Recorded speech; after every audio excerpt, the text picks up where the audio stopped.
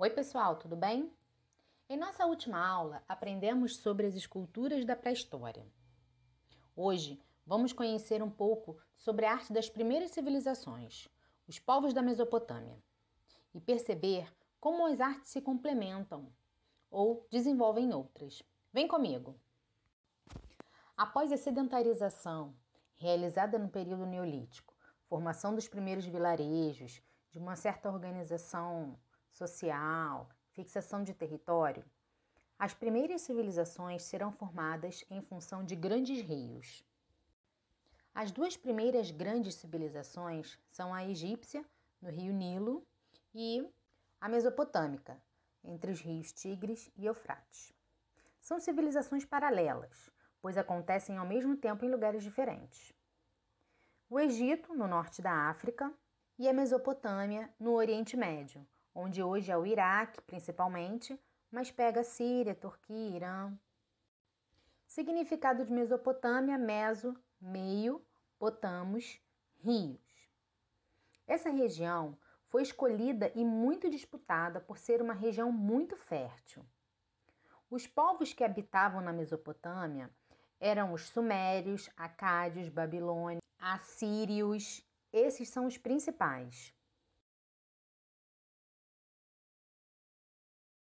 O centro da cultura sumeriana ainda é a religião, só que agora mais estruturada, com deuses definidos, com nomes, mais ainda crenças em deuses relativos às forças naturais.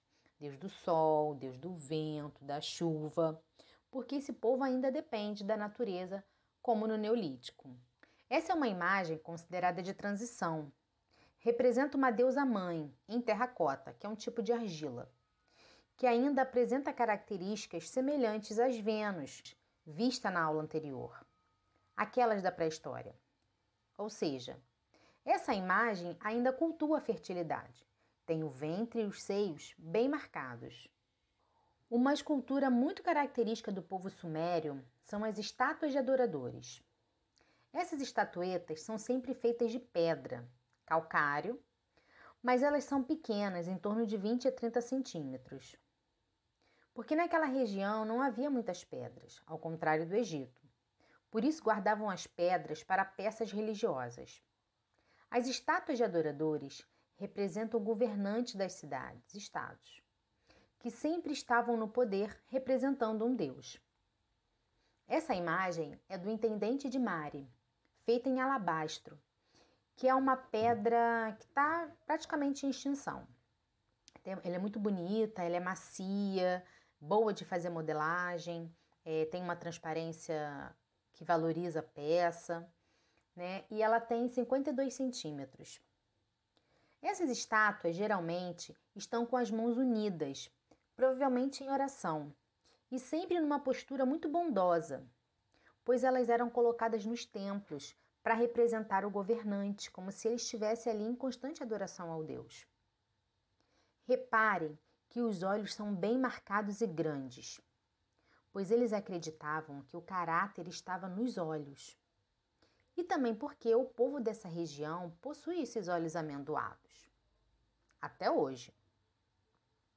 Percebemos também que eles vestem um kaunak, que são mantos com tufos de lã ou linho, que é uma vestimenta tradicional do povo nessa época. A barba era símbolo de poder, masculinidade e força, desde essa época, tá vendo? Essa ideia de ter uma imagem do governante em constante adoração ao Deus mostra a força da imagem, advinda da pré-história. Quando eles desenhavam a imagem do animal nas paredes, acreditando que de alguma forma eles estavam se apropriando dele, essa prática dá continuidade a essa força da imagem. Só que não mais no animal, mas agora na figura humana. Essa outra estátua de adorador é de um tempo um pouco mais à frente, da vista anteriormente. Também é muito importante, representa Gudea, que é um governante de Lagash. Ela apresenta o governante sem barbas, mas ele tem um turbante, né? E esse turbante também representa poder, que é como se fosse uma espécie de coroa.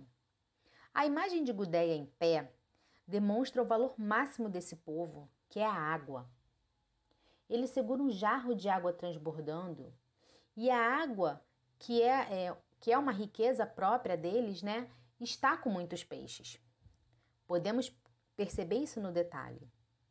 Podemos perceber também, em ambas as imagens, que há uma escrita no manto deles, que foi considerada a primeira escrita da humanidade, que é a escrita cuneiforme. Falaremos dela mais para frente. Essas escritas eram homenagem aos deuses, que nesse caso, por estar jorrando água, era um agradecimento, uma homenagem à deusa da água. Como já foi dito, os sumérios tinham uma cultura voltada para a religião, para a fé, para os deuses, né? E eles estavam o tempo todo negociando as suas necessidades com esses deuses. Na arquitetura, o principal edifício chama-se zigurate.